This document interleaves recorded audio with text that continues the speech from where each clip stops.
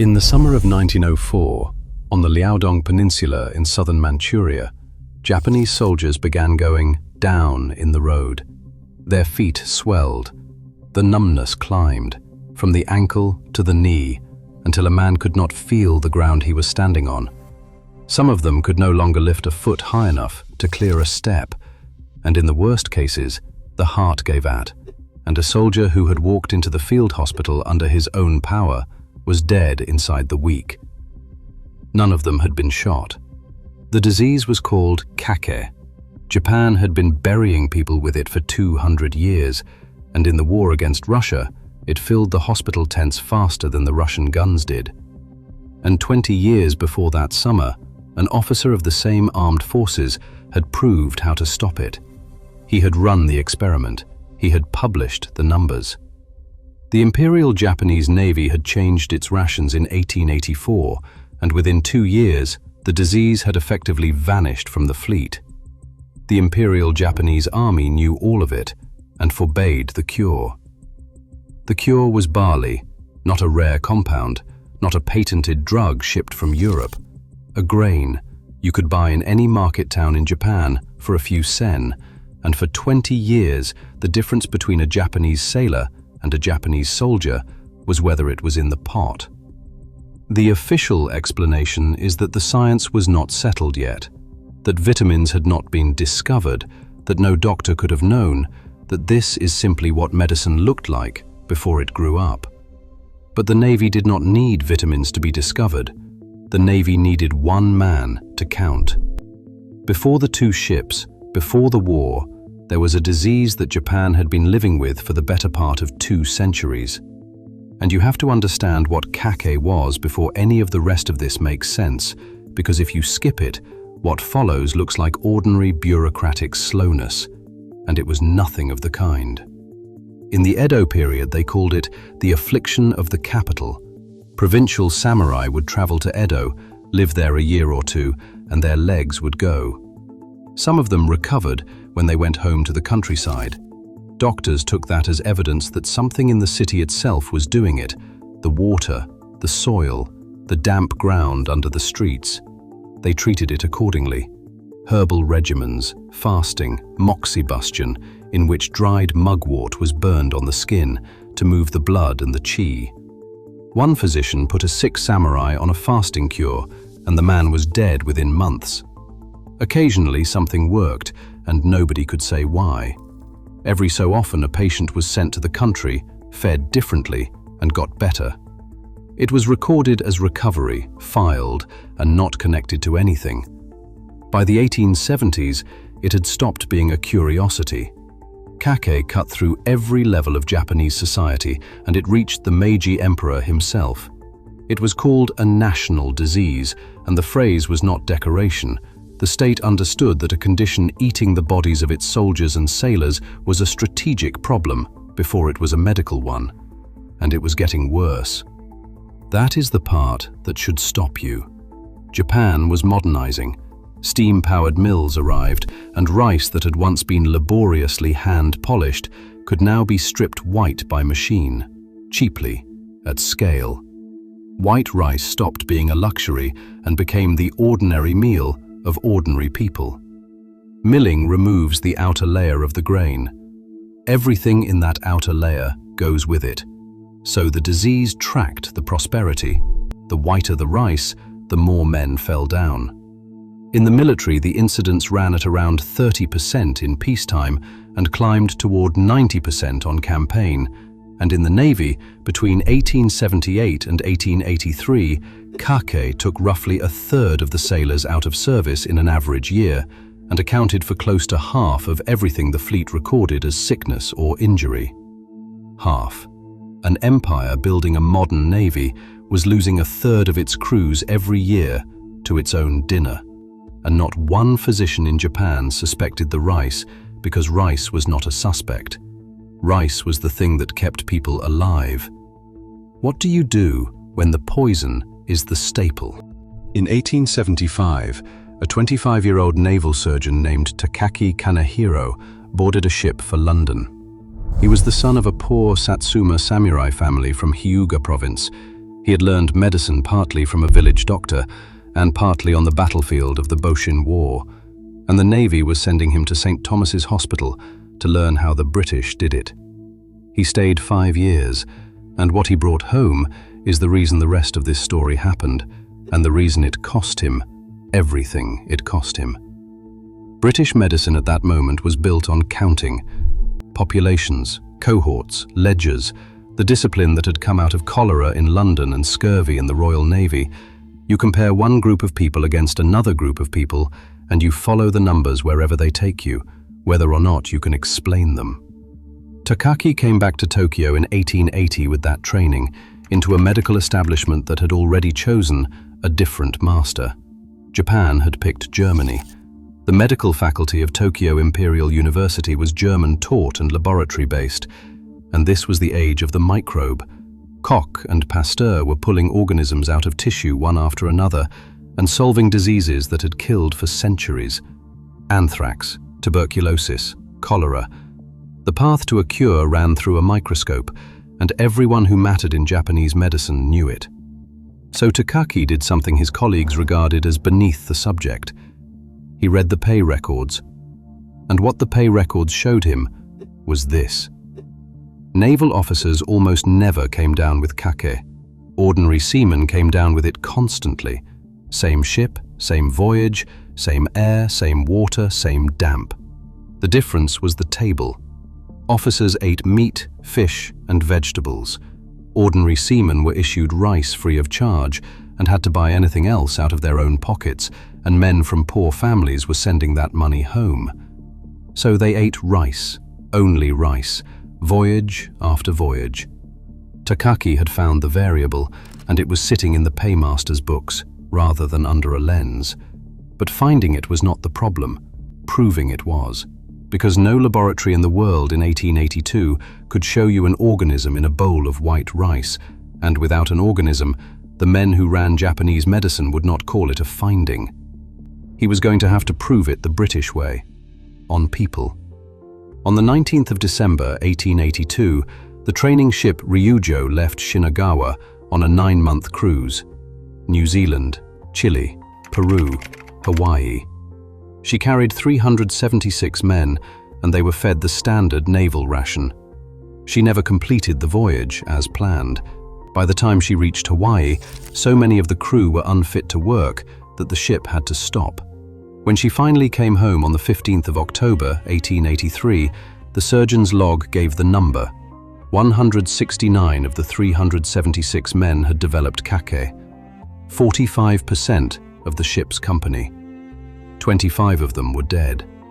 Takaki went through the ration tables and worked out the ratio of nitrogen to carbon in what each rank had eaten. 1 to 28 for the ordinary sailors, 1 to 25 for the petty officers, 1 to 20 for the officers. The men who got sick were the men at the bottom of that scale, every time. And then he did the thing that no one else in Japanese medicine was willing to do. He asked the government to give him a warship. He went to senior officials and he took the case all the way up, asking for funding to run the same voyage again, on purpose. Same course, same duration, same ports. Everything held as close to identical as a navy could hold it, with one thing changed: the food. He got the ship. On the 3rd of February 1884, the training ship Tsukuba sailed from Shinagawa on the Ryūjō's route, carrying 333 men and a ration Takaki had rebuilt to a nitrogen-to-carbon ratio of 1 to 15. Barley mixed into the rice, meat, condensed milk, bread, vegetables. Then he waited 9 months with his entire career aboard that ship. The Tsukuba came home on the 16th of November 1884. 14 cases out of 333 men. Nobody died. 45% to 4%. On the same water, in the same season, on the same course. And there is one more detail in that log, and it is the detail that closes the argument. When the surgeons went back through the 14 who had fallen ill, every one of them turned out to be a man who had refused the new food and gone on eating his rice. a controlled dietary comparison run at sea on an entire ship's company by a navy on itself. It is one of the earliest experiments of its kind anywhere in the world, and it worked. The Navy read it and changed the fleet ration that year. The Army read the same report, and what the Army did with it killed more Japanese soldiers than the Russian artillery at Mukden. Now look at what the medical faculty of Tokyo Imperial University did with those two ships, because this is the moment the story stops being about a disease at all. And if you let this part slide past, you will misread everything that comes after it as an accident. Their objection was not that Takaki's numbers were fabricated. Nobody claimed that. Their objection was that numbers were not evidence.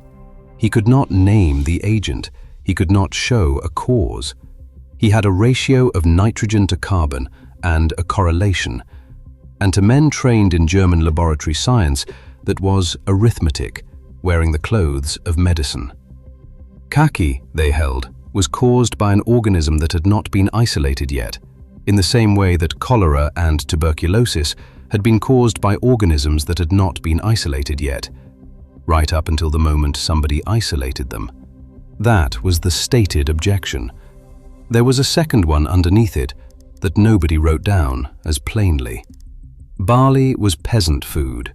It was what you ate in the provinces when you could not afford rice, and it carried the smell of the old Japanese medicine, the moxibustion, and the herbal decoctions, and the doctrine of damp ground, that the new German-trained establishment had built its entire authority on leaving behind. Prescribing barley looked like a retreat, and white rice was a promise. Recruiters used it. Come into the army and eat as much white rice as you want, every day, more than you ever ate at home. In the ranks it was understood as bounty, flowing down from the emperor himself. You do not take that away, because a man who studied in London has a table of figures. So the Navy went one way, and the Army went the other, and the results came in almost immediately. Takaki was made Surgeon General of the Navy in 1885. By 1886, kakke had effectively disappeared from a fleet where 2 years earlier it had been taking a third of the men. The Army looked at that and called it a coincidence, which means that from 1886 onward, the experiment was no longer running on 2 training ships. It was running on the entire Japanese armed forces, at national scale, in public, with one service protected and the other one not. And every year the ledgers came in, and every year the answer was the same. 20 years of that, and nothing changed until the shooting started. In 1884, while Takaki was somewhere in the Pacific waiting for the Tsukuba to prove him right, a 22-year-old army surgeon named Mori Rintaro was preparing to leave for Germany. He would spend 4 years there.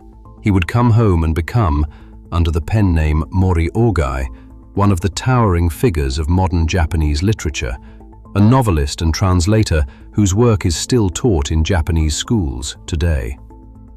He was also the man who ran army medicine. Mori held the bacterial position on kakke, and he held it in print, and he held it against Takaki directly. His objection was the university's objection: no organism, no proof. Diet was a folk explanation, dressed up in statistics by a man with British training and a suspiciously simple answer. He rose through the Army Medical Bureau. He argued against barley rice as a preventive, and in the field, when the war came, the army ration stayed white.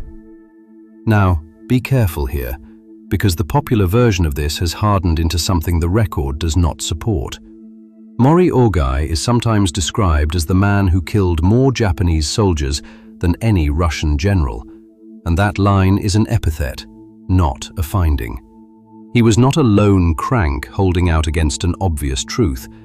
He was one voice inside a scientific consensus that ran through the entire German-trained Japanese medical establishment, and mainstream historians in Japan are still divided over how much of what followed rests on him personally and how much on the institution that made him. What is not in dispute is what happened to the rations. By the winter of 1903, the two armed services of a single government were feeding their men according to two incompatible theories of disease. One of them had been tested twice, at sea, and had worked both times. And Russia was about to supply the conditions for a third test, on a scale that no ethics board on Earth would ever have permitted. Now look at the numbers that came out of the Russo-Japanese War, because this is where the cost of that committee room decision finally becomes something you can count. Japan went to war with Russia in February 1904, and it was the war that made Japan a world power. Port Arthur, Mukden, Tsushima, an Asian nation defeating a European empire in the field and at sea, and the whole of Europe having to sit with what that meant. The army that won it was falling apart from the inside. Somewhere between 210,000 and 250,000 Japanese soldiers came down with kakke during that war, depending on which set of returns you count. The number of them it killed is usually given as around 27,000. Hold that figure carefully, because it sits at the absolute ceiling of what the records will carry. Total Japanese deaths from disease across that entire war are generally recorded somewhere between 22,000 and 27,000, which means kakke would have to account for very nearly every man who died of anything other than a wound. It may. The lower estimates are lower for a reason, and the returns from a field army in Manchuria were not audited accounts. But take even the conservative reading, and the shape does not change. Japanese combat deaths in that war ran to roughly 47,000 men. Against that, the army lost something on the order of 1 man dead of kakke for every 2 killed outright by the Russians. Now put the Navy's column beside it. The same war, the same enemy, the same 20 months. The fleet's kakke figures survive in the dozens, not the tens of thousands. Same government, same year, same disease. 2 ledgers that do not resemble each other in any respect. Late in the war, with field hospitals filling up with men who had never been under fire, barley finally began moving forward to the army in Manchuria. So the difference between those 2 columns was not terrain, and it was not Russian marksmanship, and it was not luck. It was a decision taken in a room in Tokyo in 1884 by men who had read the report and did not like where the author had studied. Every one of those soldiers had a ration card. The cure was a line item. Now go back to Takaki's own explanation of why his ration worked, because this is the part the heroic version of the story leaves out, and it is the part that makes the whole thing harder than it looks. He was wrong. Takaki believed kakke was caused by a shortage of protein. That is what the nitrogen to carbon ratio was measuring. That is why he loaded the ration with meat and milk, and that is the theory he defended for the rest of his life. Protein had nothing to do with it. The barley worked because barley carries thiamine, and thiamine is precisely what the milling machines had been stripping out of the rice. Takaki solved the disease without ever once identifying the thing that caused it, in the same way that a country vicar in Oxfordshire cured fevers with willow bark, while believing that God had planted the remedy in the same wet ground that produced the illness. The mechanism came in slowly and from elsewhere. In the Dutch East Indies, a physician named Christian Eijkman noticed toward the end of the 1880s that laboratory chickens fed on leftover polished rice from a military hospital developed a paralysis that cleared up when they were switched back to unmilled grain. That was the first laboratory evidence, and it pointed straight at the husk. In 1910, a Japanese agricultural chemist named Suzuki Umetaro extracted the active fraction from rice bran and published it in Japanese in a Japanese journal, and it went largely unread outside the country. The compound was finally isolated in crystalline form in 1926. The Nobel Prize for the work went to Eijkman in 1929. Takaki died in 1920. He was ennobled in 1905, the year the war ended, and the nickname that followed him was the Barley Baron. It was not entirely admiration. And in 1908, the Japanese government finally convened a National Research Council to settle the cause of kakke. The chair of that council was Mori Ogai. Takaki spent 40 years being right about what to do and wrong about why, in front of an establishment that had decided the why was the only part that counted. Which leaves the question the whole thing turns on, and nobody in 1884 was willing to answer it. How many men have to stop dying before a result becomes evidence? Barley is not rare, it is not exotic, and it was never expensive. It grew across Japan. It fed the provinces, and any quartermaster in the Imperial Army could have ordered it by the ton at any point between 1884 and 1904. 20 years, 200,000 cases, a cure that cost almost nothing, held by one arm of a government while the other arm buried its men in Manchuria. Not because the evidence was missing, because of where the man who found it had gone to school.